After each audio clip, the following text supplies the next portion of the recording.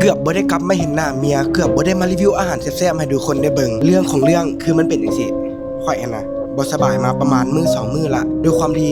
บ่ได้มีเวลาพักผ่อนแล้วก็เร่งรับงานหลายแล้วบัดนี้เฮ็ดให้ร่างกายอ่อนเพลียและเกิดมีอาการภูมิแพ้ปกติตัวเองก็เป็นภูมิแพ้ตลอดอยู่แล้วหั่นนะตอนเช้าหั่นก็ได้พากันลุกไปใส่บาตรกับเมียหลังจากใส่บาตรแล้วก็ไปไหว้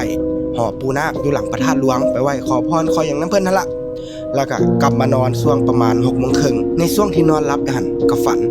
นว่ามีคนมาหับก็เป็นหมู่ฮู้จักฮักแพงกันนี่แหละแต่ว่าบ่จื้อหน้าเด้เขาเจ้าก็มาหับขึ้นเป็นรถไฟแล้วรถไฟหันสิแปลงนิดนึงสิเป็นคือตูบไม้ที่แบบเขาเจ้านั่งตามตาดอหย่างนั้นนะเป็นตูบประมาณนั้นเลยแต่จะมีความยาวๆแล้วก็เป็นรางรถไฟขึ้นรถไฟก็พาแล่นไปข้ามภูเขาข้ามแม่น้ำไปแบบจนสุดทางไปบักไกลๆเลยนะกว่าจะจอดสถานีนึงหันใช้เวลาประมาณ2 ชั่วโมงในความฝันเนาะแล้วบัดนี้หลังจากรถไฟจอดแล้วก็พากันย่างไปเขาเจ้าหันมาหับเอารถอีต๊อกมาหับแล้วก็พาขี่รถไปเที่ยวในความฝันก็มีน้องๆมีเจ้นี่แหละแล้วก็มีทีมเอียงที่ว่าเป็นนักรีวิวไปนำกันหลายคนละขี่เข้าไปมันจะเป็นหมู่บ้านเก่าๆที่ว่าอยู่ในป่าเป็นบ้านเฮือนไม้ทรงลาวทั้งสั้นเดียวแน่2สั้นแน่เฮือนหันสีงามแต่ว่าเป็นเฮือนเก่าๆแล้วก็โด่งแหงในเฮือนเบิ่งคืออย่างนึงก็เป็นเฮือนห้างแต่ก็คือมีคนป้อนหน้าป้อนตาออกมาส่องเบิ่งว่าเฮาเป็นไผแล้วตอนนั้นเฮาเองก็บ่ได้รู้สึกย่านด้วยความที่แบบตื่นเต้นว่าได้ไปเที่ยวสินะหลังจากที่ว่าขี่ไก่เฮือนไม้ทรงลาวเข้าไปเนาะจะไปเห็นดอนนึงแล้วมีต้นมะม่วงต้นใหญ่เติบเลยได้ดอนก็ดอนใหญ่เติบก็พากันขี่รถไปหยุดอยู่หั่นแหละแล้วก็ยืนเบิ่งเห็นเป็นหมู่บ้านเก่าๆนี่แหละอยู่แคมป์แม่น้ำอยู่ต่อจากเฮือนไม้ทรงลาวหั่นเนาะเป็นเฮือนก็ต่อเป็นบ้านเก่าๆห่างๆแบบติดกันเป็นแบบเป็นร้อยหลังคาเฮือนเลยนะเขาสิเห็นเป็นพวกเตาเผาแบบคนตะกี้กับเจ้าเผาถ่านเนาะแล้วก็มีเตารอแบบเอาไว้เผาคนสินะแล้วในความฝันหั่นบ่จื้อว่าแม่นไผมีน้องๆในทีมนั่นแหละบอกให้ฟังว่าบ่อนนี้นะที่เป็นบ้านเก่าเป็นบ้านเป็นหมู่บ้านห้างแล้วเขาเจ้าเอาไว้เก็บพวกอัฐิคนตายที่ว่าเผาแล้วเขาเจ้าจะเอามาไว้บ่อนนี้ให้มาอยู่ร่วมกันเบิดเริ่มคนหนาวลูกทุกคนบรรยากาศแบบเริ่มวังเวงแฮงแล้วก็พากันขี่รถอีต๊อกเข้าไปตอนที่ว่าขี่เข้าไปหั่นสังเกตได้ว่าหมู่บ้านนี่เป็นหมู่บ้านห้างอีหลีแล้วก็เก่าแฮงบ้านก็ดกๆโซมๆแต่ว่าเห็นเป็นบ้านหลังหนึ่งมีคนอยู่มีรถจักรมีเพียกตากเครื่องแล้ววันนี้ค่อยหันสังเกตเห็นเป็นเชือกฟางแบบเขาเจ้าเน่งแบบมาตามหลังคาหลังนั้นมาต่อใส่หลังนี้เป็นเพียกตากเครื่องนะ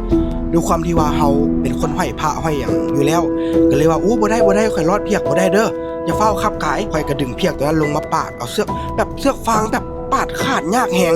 กำลังกลุ่มปาดแล้วก็เริ่มขาดเทละเส้น2 เส้น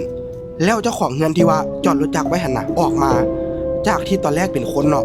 เริ่มแบบเปลี่ยนหน้าตาแบบเป็นตาย่านแฮงแล้วก็มีคนออกมาจากบ้านห้างน่ะในความฝันตอนนั้นบ่แม่นคนละนี่เราก็ยังคนหนาวลูกอยู่ในความฝันตอนนั้นเริ่มบ่แม่นคนแล้วแบบออกมาหลายแฮงแบบเป็นร้อยแล้วมาอ้อมรถอีตอกพวกข่อยไว้แล้วในความฝันนั้นน่ะเขาเจ้าสิมาเอาข่อยอยู่บ่ให้ข่อยออกไปถามว่าตัวเองย่านบ่ณตอนนั้นบ่ได้รู้สึกย่านแต่รู้สึกเป็นห่วงคนที่มานำและส่วนตัวข่อยนี่เป็นคนที่ว่านับถือเทพหลายๆองค์เนาะนับถือพุทธศาสนาพระพุทธเจ้านับถือปู่นาคย่านาคและอีกละเทพอีกสายหนึ่งที่ว่าข่อยมักระลึกถึงอยู่ตลอดตั้งแต่น้อยเลยข่อยจะมักเอิ้นหาเพิ่นก็คือองค์พ่อศิวะณตอนนั้นหันรู้สึกว่าอาการบ่ดีแล้วเพราะว่าเขาเจ้ามาหุ่มหลายแฮงล่ะก็เลยอธิษฐานถึงองค์พ่อศิวะเนาะให้เพิ่นมาช่วยหลังจากที่ว่าเฮาอธิษฐานหาเพิ่นได้ประมาณ 2-3 เทื่อพวกผีพวกวิญญาณที่ว่ามาอ้อมอยู่น่ะเขาเจ้าก็เริ่มถอยออกแบบเริ่มญาติเริ่มถอยออกห่างแล้วช่วงนึง